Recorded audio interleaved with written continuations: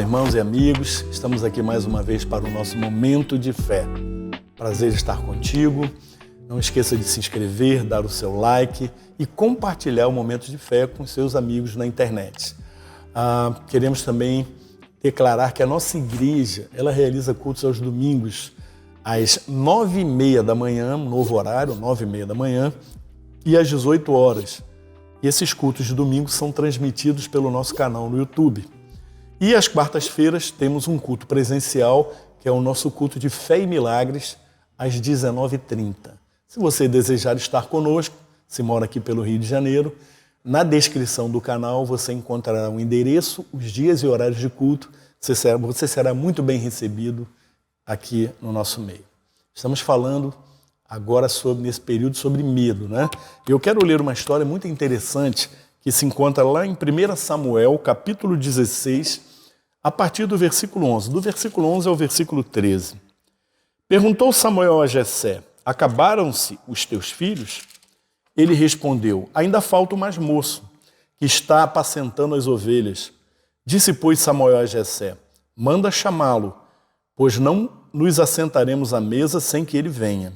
Então mandou chamá-lo e fê-lo entrar. Ele era ruivo, de belos olhos e boa aparência. Disse o Senhor: levanta-te e unge-o, pois este é ele. Glória a Deus. É uma história interessante, né? Deus, ele fala a Samuel para ir à casa de Jessé, porque ali estaria alguém que ele deveria ungir como o novo rei de Israel, né? E chegando na casa de Jessé, ele fala a Jessé e todos os seus filhos são chamados à presença do profeta e Deus não confirma nenhum desses como aquele que deve ser ungido. Então ele pergunta: olha, acabaram-se os seus filhos?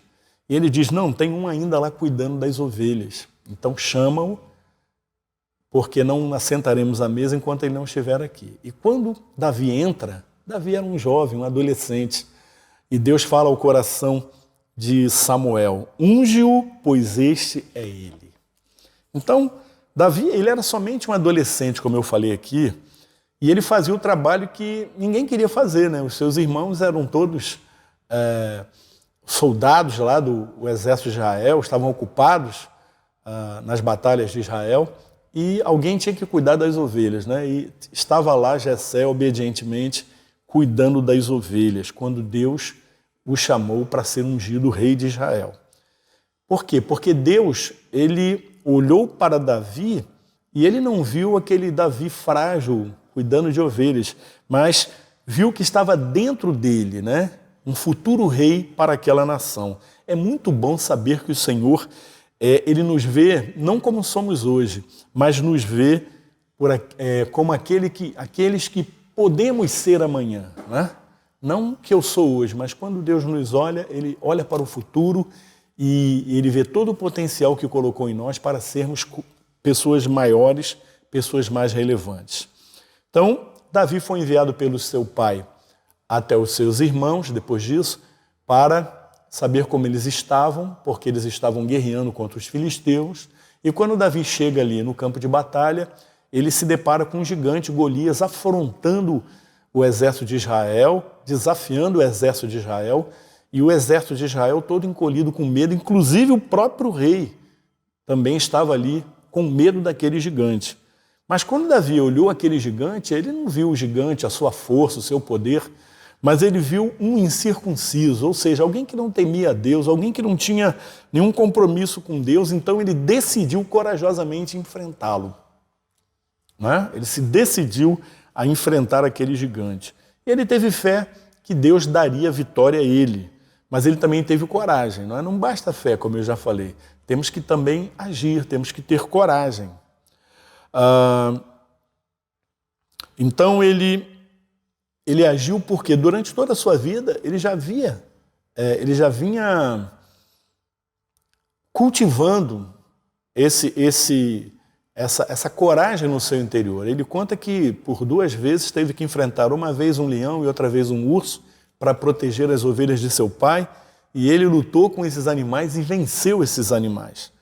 E eu fico pensando, se nós somos corajosos para falar do amor de Deus às pessoas, certamente devemos ser corajosos quando Deus nos chamar para coisas maiores.